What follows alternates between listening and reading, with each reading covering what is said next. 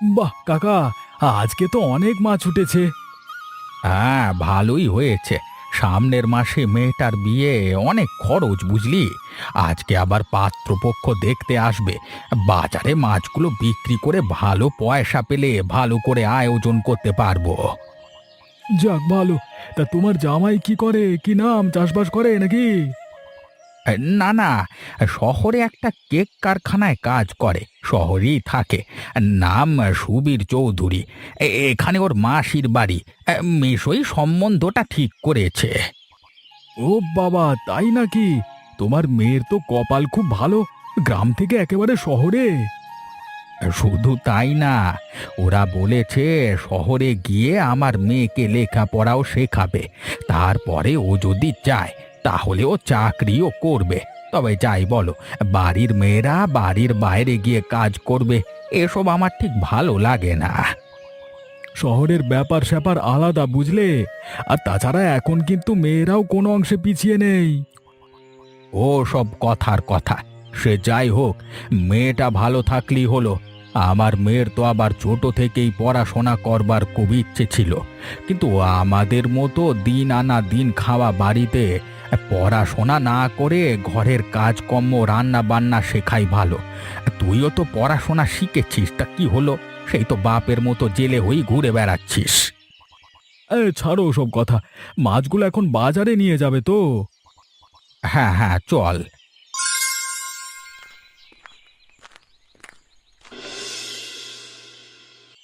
এই নে তোর ভাগের টাকাটা রাখ। না না, আজকে থাক। আর সামনে মেয়ের বিয়ে, অনেক খরচ আছে, তুমি আমার টাকাটা পরে দিও। বড় উপকার করলি রে অমল।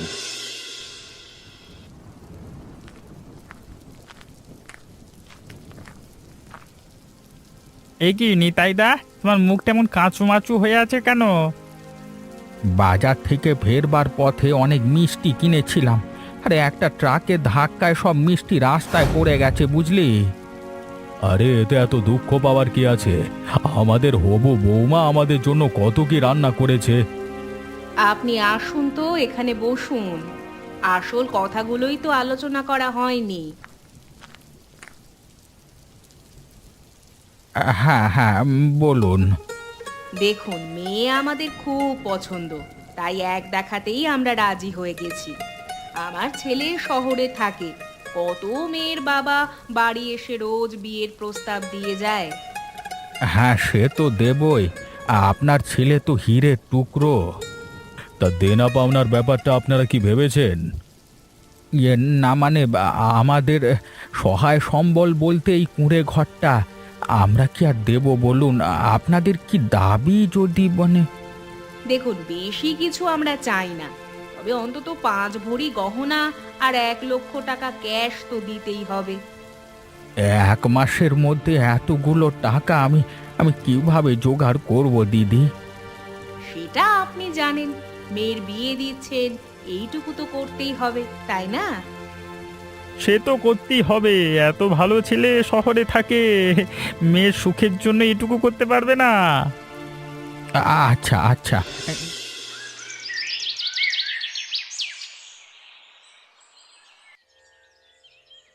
কি হয়েছে কাকা?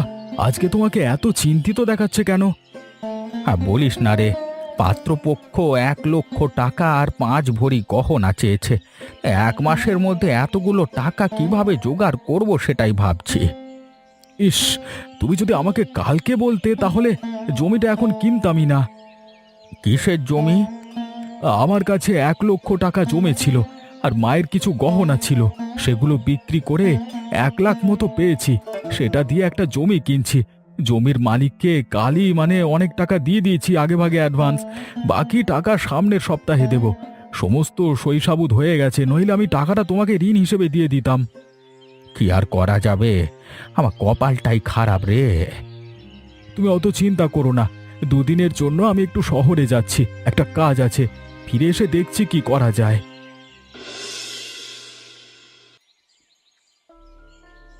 অমলের বাড়িতে ওর বুড়ি মা ছাড়া তো আর কেউ নেই। তার উপর ও দুদিন বাড়ি থাকবে না, এটাই সুযোগ।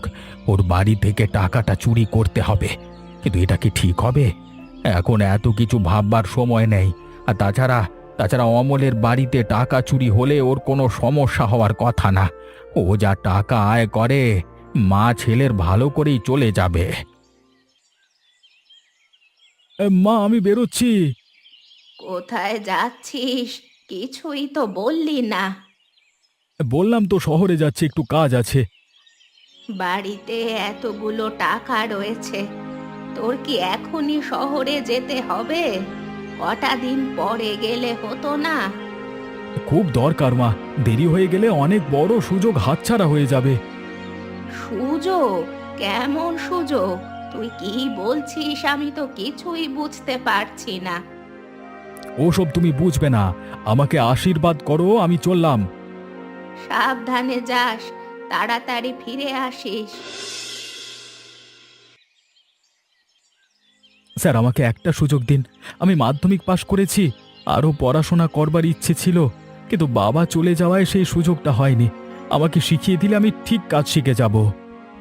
কত টাকা মাইনে যাও? আমার তো কোনো অভিজ্ঞতা নেই কারখানায় কাজের, তাই কি আর বলি বলুন। কাজ করতে শুরু করো, অভিজ্ঞতা হয়ে যাবে। প্রথম 3 মাস 10,000 টাকা স্যালারি পাবে, তারপরে বাড়বে। সপ্তাহে একদিন ছুটি, ছুটির দিনে কাজ করলে এক্সট্রা টাকা পাবে। অনেক ধন্যবাদ স্যার।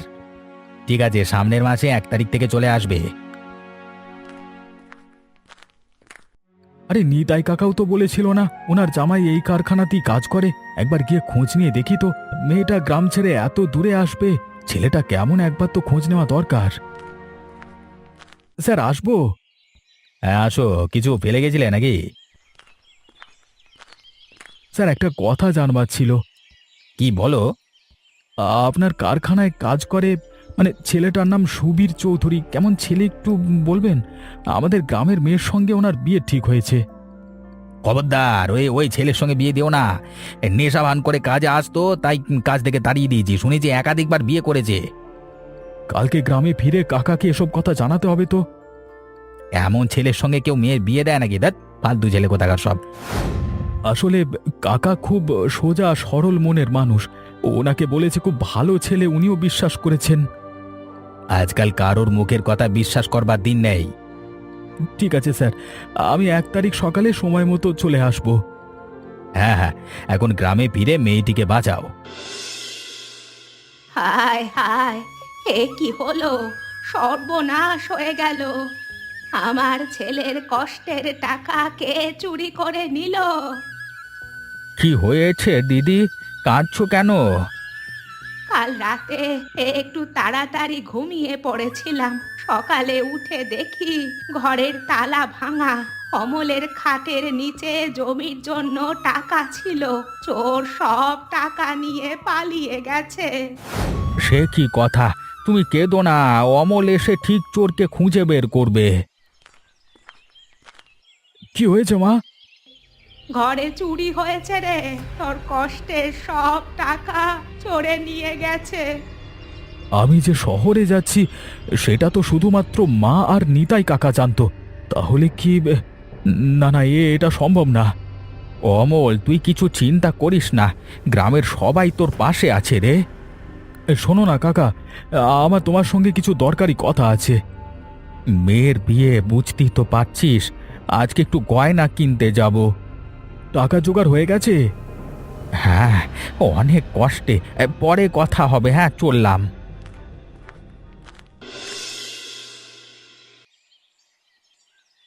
মা, সেদিন রাতে কি হয়েছিল আমাকে একটু খুলে বলো তো। আমি আমি সন্ধেবেলায় খাওয়া দাওয়া করে বাসন পরিষ্কার করে রান্নাঘর ধুয়ে মুছে ঘুমোতে গেলাম, একটু পরেই শুয়ে পড়লাম। মাঝরাতে অবশ্য একটু আওয়াজ হচ্ছিল, বাইরে ঝড় হচ্ছিল। আমি ভাবলাম হয়তো ঝড়ে কোনো গাছ ভেঙে পড়েছে, তার আওয়াজ। ঘুমের ঘোরে অতটা খেয়াল করিনি। সকালে উঠে তোর ঘরে যেতেই দেখি বিছানা তছনছ, খাটের নিচে যেখানে তুই টাকাটা রেখেছিলি সেখানে একটা টাকাও নেই। আমি চলে যাওয়ার পর সেদিন কি আর কেউ আমার খোঁজ করতে এসেছিল বা জানতে এসেছিল আমি কোথায়? না তো, কেউ তো আসেনি। পরের দিন সকালে তুমি যখন কান্নাকাটি করছিলে তখন সবার প্রথমে কে এসেছিল? আমি সকালে কান্নাকাটি করছি, ও মা দেখি নিতাই এসে হাজির, আমাকে সান্ত্বনা দিল। তারপর তো তুই চলেই আসলি। আচ্ছা ঠিক আছে, তুমি চিন্তা করো না। আর হ্যাঁ, একটা ভালো খবর আছে। আর ভালো খবর? কি খবর বল। আমি শহরে একটা চাকরি পেয়েছি, বেশ ভালো মাইনে। সে ভালো কথা, কিন্তু এই যে বাড়িতে চুরি হলো এতগুলো টাকা, সে জমিয়ে আবার জমি কিনতে তো অনেক দিন সময় লাগবে। আমি চোরকে ঠিক খুঁজে বের করব। তুমি দেখো, আমার কষ্টের টাকা আমি ঠিক পেয়ে যাব। দাদা, টাকা জোগাড় হয়ে গেছে। হরিপদ বাবুকে বলবেন অন্য কোথাও যেন বিয়ে ঠিক না করে। না না, ওসব করবার কথা বলেনি। আপনার মেয়েকে ওনাদের খুব পছন্দ হয়েছে, ওনারা ওখানেই দিয়ে দেবেন বিয়ে। আর তাছাড়া আমিও তো বলেছি, আরে ও মিনার মতো মেয়েই হয় না, রূপে লক্ষ্মী গুণে সরস্বতী। তবে যাই বলো, তোমার এলএম আছে বলতে হবে, তাই এ কদিনে এতগুলো টাকা জোগাড় করলে কিভাবে? হ্যাঁ, ধার নিয়েছি গো একজনের কাছ থেকে। এতগুলো টাকা ধার নিয়েছো? সুদও তো অনেক। কি আর করা যাবে, মেয়েটার ভবিষ্যৎ বলে কথা। সেই বিয়ে ঠিক হয়ে ভেঙে গেলে তো পাড়ায় ছিচি হয়ে যাবে। তবে যাই বলো, শহরে গিয়ে তোমার মেয়ে রাজরানী হয়ে থাকবে। ঠিক আছে, আজকে আসি। হ্যাঁ, আরে দাঁড়াও দাঁড়াও, তোমাকে আর একটা কথা জিজ্ঞেস করব ভাবছিলাম। কি কথা? তোমার সাথে বাজারে যে ছেলেটা বসে, কি যেন নাম, অমল নাকি? ওর বাড়ি নাকি চুরি হয়েছে। হ্যাঁ, আমি আমি আমি কিছু জানি না, আমার শরীরটা ভালো লাগছে না, বাড়ি গেলাম। হ্যাঁ, আচ্ছা আচ্ছা, ঠিক আছে।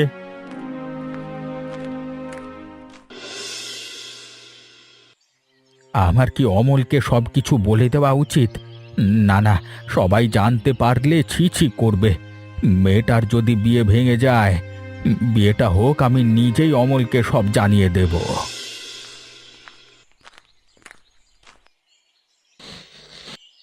কি রে, চোরের কোনো খোঁজ পেলি? এখনো পর্যন্ত পাইনি। আচ্ছা তুমি পাশের ঘরে বসো, আমি ঘরটা পরিষ্কার করে ফেলি। ঠিক আছে। আচ্ছা মা, তোমার চটি ছিঁড়ে গেছে, আমাকে বলনি কেন? কোথায়? আমার চটি তো ঠিকই আছে। তুই তো গত মাসেই আমাকে একটা নতুন চটি কিনে দিলি। তাহলে এটা কার চটির ছেঁড়া অংশ? চোরের? নিতাই কাকুর চটিটার খুব খারাপ অবস্থা ছিল। তাহলে আমার সন্দেহটা ঠিক ছিল। নিতাই কাকু এমন কাজ করবে আমি কোনোদিন স্বপ্নেও ভাবিনি। তবে আমি নিশ্চিত নিতাই কাকু একদিন নিজের মুখে সত্যটা স্বীকার করবে। হ্যাঁ রে, নিতাইয়ের মেয়ের নাকি বিয়ে? কিন্তু ছেলেটা একদমই ভালো না। সে কি, এমন ছেলের সঙ্গে অত ভালো মেয়েটার বিয়ে দিচ্ছে কেন? ওরা ছেলেটার ব্যাপারে অনেক কিছু জানে। জানিস, আমার খুব ইচ্ছে ছিল নিতাইয়ের মেয়ের সঙ্গে তোর বিয়ে দেব। আমাদের ইচ্ছে মতো কি আর সব সময় কিছু হয় মা? দাদা বাড়ি আছো? হ্যাঁ হ্যাঁ, এসো এসো। একটা জরুরি কথা বলতে এলাম। হ্যাঁ, বলো না। পাত্রপক্ষ আর একটা ছোট্ট আবদার জানিয়েছে। আসলে ছেলের যাতায়াত করতে অনেক টাকা খরচ হয়ে যায় তো, তাই যদি একটা সাইকেল কিনে দাও তাহলে খুব ভালো হয়। আরে এই যাতায়াতের খরচটা বেঁচে গেলে যা টাকা জমবে সেটা তো তোমার মেয়েকে রাজরানী করে রাখবে, বলো? হ্যাঁ, আবার সাইকেল? এই তুমি টাকা চিন্তা করো না, আমি তোমাকে টাকা দেবো, তুমি আস্তে আস্তে দিয়ে দিও। হ্যাঁ, আর সাইকেল কেনার ঝক্কিও তোমাকে করতে হবে না, আমি এটা কিনে রেখেছি। কাল তো মেয়ের আশীর্বাদ, নানান কাজ, তাই তোমার যাতে একটু সুরাহা হয় তাই আমি আগেই সাইকেলটা কিনে নিয়েছি, ঠিক আছে? আবার ঋণের বোঝা? দিদি, কেমন সম্বন্ধ করলাম বলো? খুব ভালো। দাঁড়া না, এ তো কদিন পর চলে যাবে, তারপর আবার ছেলের বিয়ে দেব। আবার পণ নেব। সঙ্গে এবার ফোন নেব। ছেলেটাকে এবার একটু সুবুদ্ধি দাও, নেশাভান ছেড়ে একটু সংসারী হতে বলো, নইলে এভাবে আর কটা বউ আনবে? তোমার কি বলো তো, দিব্যি তো পণের টাকায় খাচ্ছ। আজকাল একটু আধটু নেশা ভাঙ সবাই করে। আমাদের ছেলেকে দেখতে শুনতে কত ভালো, শহরে কাজ করে বলে কথা। যা ইচ্ছে করো, আমার কথা তো কোনোদিন আর শুনলে না। শুধু বসে বসে খেয়ে গেছে। কেন শুনবো, কেন শুনবো তোমার কথা? ভাগ্যিস ছেলেটা কলকাতায় গেছিল। তোমাদের পৈতৃক জমি জমার ভাগ এই জন্মে আর পাবো বলে তো মনে হয় না। নিতাই কাকা, আমার তোমাকে কিছু বলবার আছে। খুব তাড়ায় আছি অমল, এখন আবার জামাইয়ের জন্য সাইকেলের টাকা জোগাড় করতে হবে। তুই কি বলছিলিস বল। কাকা, আমি শহরে একটা কাজ পেয়েছি। আমি যে কারখানায় কাজটা পেয়েছি, তোমার জামাই আগে সেখানে কাজ করত। আগে কাজ করতো মানে? এখনো তো করে নাকি? না, তোমার জামাইকে সেখান থেকে তাড়িয়ে দেওয়া হয়েছে। মানে সে কি কথা? হ্যাঁ, আমি একদম ঠিক বলছি। আমি কারখানার মালিকের থেকে খোঁজ নিয়েছি। ছেলেটা একদম ভালো না, নেশা করে, আগেও কয়েকবার বিয়ে হয়েছে। তুই এসব কি বলছিস? আমি তো কিছুই বুঝতে পারছি না।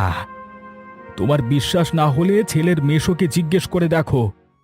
অমল, বাবা অমল, তাড়াতাড়ি আয়, শরীরটা আমার অস্থির অস্থির লাগছে। কি হয়েছে মা? নিতা কাকা, একটু আসো না, মা অজ্ঞান হয়ে গেছে। ধর ধর, ভালো করে ধর, তোর মাকে হাসপাতালে নিয়ে যেতে হবে। সুনীল দা, ও বাড়িতে আছো? কি হয়েছে, এত ডাকাডাকি কেন? হ্যাঁ, তুমি একটা বিবাহিত নেশা ভান করা ছেলের সঙ্গে আমার মেয়ের বিয়ে সম্বন্ধ ঠিক করেছো। এসব কি কথা? কে কে কে বলেছে তোমাকে এসব কথা? মিথ্যে কথা? হ্যাঁ, সব সত্যি কথা। ও যে কারখানায় কাজ করত সেই কারখানার মালিকে কথা জানিয়েছে।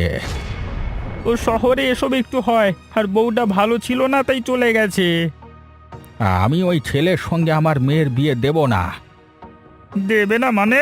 সবাই সবকিছু জেনে গেছে, এখন বলছো বিয়ে দেবে না? না, দেব না।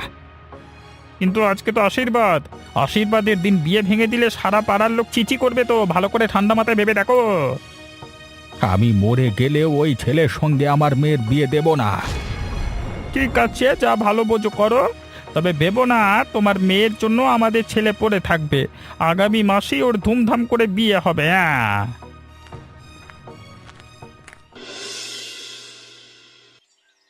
বাবা অমল, আমাকে তুই ক্ষমা করে দে। আজকে তোর জন্য আমার মেয়ে অনেক বড় বিপদের হাত থেকে বেঁচে গেল। আমি অনেক বড় ভুল করে ফেলেছি অমল। আমি কোথা থেকে টাকার জোগাড় করব বুঝতে পারছিলাম না, তাই আমি তোর বাড়ি থেকে তোর জমির জন্য জমানো টাকাগুলো চুরি করেছিলাম। এই নে তোর সব টাকা, তুই আমাকে যা শাস্তি দেবার দে, আমি মাথা পেতে নেব। আমি সবটা জানি কাকা। মানে? আমি আমার ঘরে তোমার চটির ছেঁড়া অংশ দেখেই বুঝতে পেরেছিলাম যে তুমিই চুরি করেছো। আর আমার শহরে যাওয়ার কথা মা আর তুমি ছাড়া কেউই জানতো না। তাই আমি খুব সহজেই বুঝে গিয়েছিলাম যে কাজটা তুমিই করেছো। তবে আমি জানতাম তুমি একদিন না একদিন সত্যটা স্বীকার করবে। আজকে সন্ধ্যায় আমার মেয়ের আশীর্বাদ ছিল, আর আজই আমি ওই ছেলের সঙ্গে ওর বিয়ে ভেঙে দিলাম অমল। খুব ভালো করেছো। তোমাকে আর একটা কথা জানানো দরকার ছিল। আমি শহরে একটা কাজ পেয়েছি, এর মধ্যেই শহরে চলে যাব। জমিটা এখন আর কিনছি না। তোমার যদি টাকার প্রয়োজন হয় আমাকে বলতে পারো। না না বাবা, আমি আর তোর কাছে ঋণী হতে চাই না। তুই এমনিতেই আমাকে অনেক উপকার করেছিস। তুমি এখন বাড়ি যাও, মাকে একটু পরেই ছেড়ে দেব। মাকে বাড়ি রেখে তারপর তোমাদের বাড়ি যাচ্ছি।